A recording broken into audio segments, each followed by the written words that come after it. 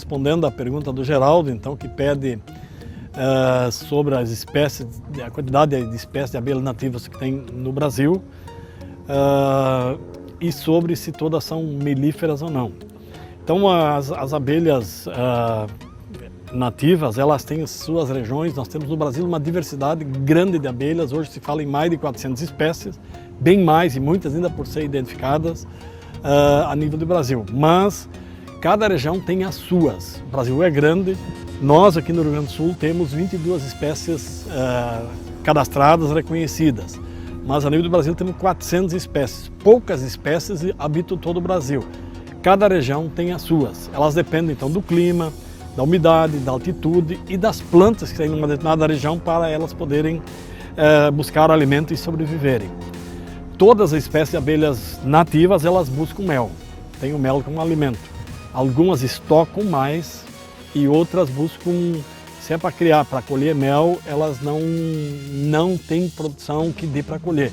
Elas buscam para elas apenas, para elas se manterem. E tem outras espécies então que produzem em quantidade e que o apicultor pode colher. Nós, no Rio Grande do Sul, temos 3, 4 espécies que acumulam mel e que nós podemos colher o mel sobra para nós.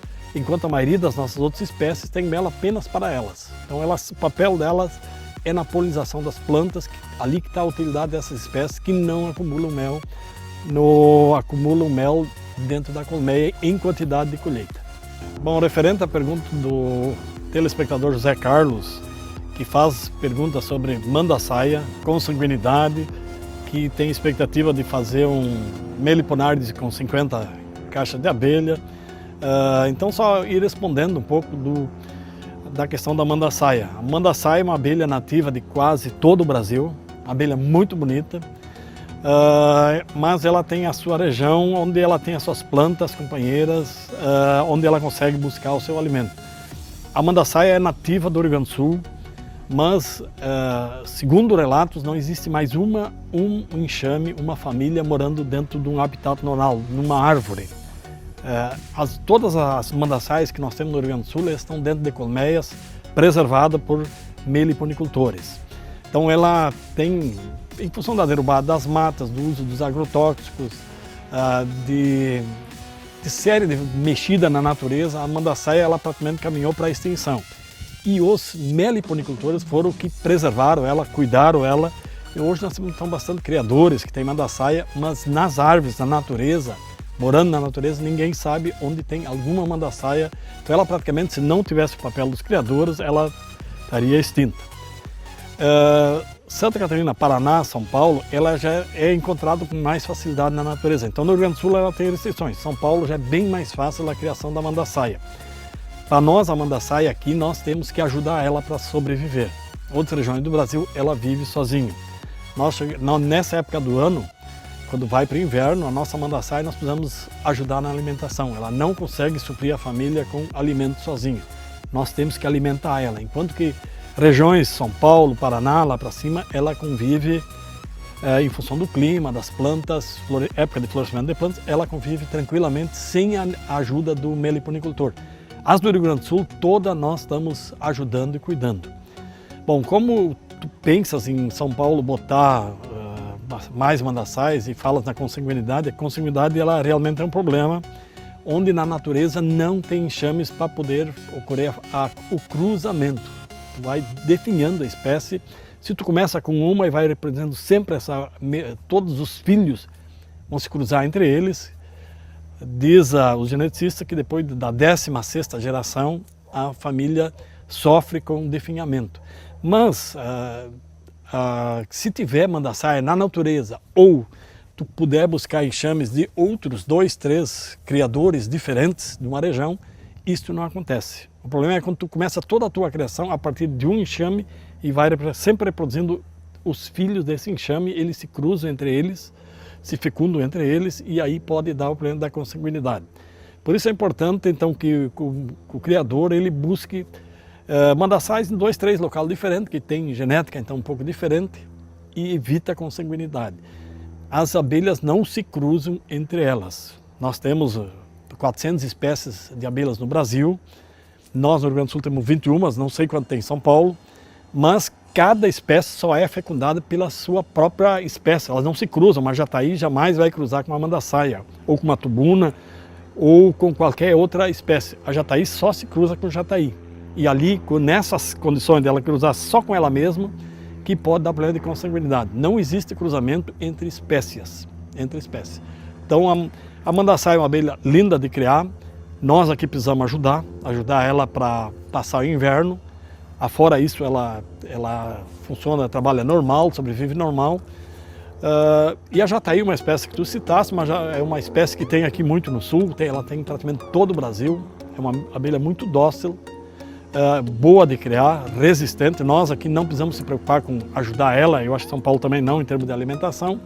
Apenas dar colmeia adequada, uma caixa adequada para viver. Nosso clima aqui no sul é frio, ela sofre com frio, as nossas colmeias têm uma parede de 5 centímetros de espessura, talvez São Paulo não precisa tanta espessura para, no caso da colmeia jataí. Pois com menos de 20 graus a jataí não voa. Então nos dias aqui do sul, quando a temperatura não atinge os 20 graus, a jataí fica em casa. E à medida que a temperatura vai caindo, o frio vai passando para dentro da colmeia e elas sofrem para se manter. Então nós temos características que São Paulo é diferente, o clima lá é diferente, as condições é diferente, e assim como qualquer outro local do Brasil. O maior custo para nós aqui no sul do Brasil, Rio Grande do Sul, é o enxame. É conseguir o enxame, especialmente de abelhas mais raras, como as meliponas, a mandaçaia. Então quem quiser ter mandaçaia, ele tem que comprar. Ele tem que comprar o primeiro enxame, ele tem que comprar, porque ele não acha na natureza. Mas as espécies mais comuns que estão adaptadas na região, você pode pegar através de iscas, que são garrafas PET colocadas escurecidas, que você vai encontrar informações na internet, como é que fazer essas iscas, e elas, no momento de procriação, elas soltam enxame e eles procuram locais para morar. Então, as iscas é um método bom de conseguir os enxames para não precisar comprar. Depois que tu tem os primeiros enxames, quando tu domina um pouco da biologia da abelha, os meliponicultores trabalham por divisão. Então nós dividimos os nossos enxames, todos os criadores, a maioria sabe como fazer esse processo na época da reprodução, quando tiver realeira, depende da espécie, ele faz a divisão. Então, se nós quisermos dividir jataí, tubuna, mirim aqui no Rio Grande do Sul, eles têm, que são do grupo Trigona, nós temos que fazer isso na época que eles têm uma realeira, que para nós é outubro, novembro, dezembro. As meliponas não aparece uma realeira, que é no caso a mandaçaia, a manduri, e uma série de espécies do Brasil lá fora, a guaraipo, que nós temos no sul. Essas tu pode dividir a qualquer época do ano, mas tu tem que ajudar. Cada 4 ovos que tem num favo, um é uma futura princesa. A hora que ela fica órfã, vê que ela não tem mais mãe, uma de cada 4, ela tem potencial para virar uma princesa, uma nova mãe da colmeia. Então os métodos, eles dependem das espécies. Se existirem na região, o método mais fácil é colocando iscas na época certa, na época de procriação. A isca tem determinadas carências para capturar. Outra, depois que tu domina, é dividir os enxames. A maioria dos nossos meliponicultores não vão mais atrás da isca, eles fazem a divisão. E o terceiro método é a aquisição. Quando tu adquirir, qual é que tu vai adquirir? Aquele que não existe no teu entorno, na tua volta. Nesse método de povoar um meliponário comprando, realmente tem espécies raras, elas são bastante caras. Porque nós hoje defendemos muito que não vale a pena tirar um enxame da natureza. Se tiver um enxame morando numa árvore, que já está ali anos, está solidificado, não vale a pena sacrificar a árvore. Muitas vezes o enxame também morre também, em função do ataque de forídeos. Então, esses enxames que tem na natureza, em árvores, em muros, eles têm que ser preservados, eles têm que ficar lá. Primeiro faz um enrolo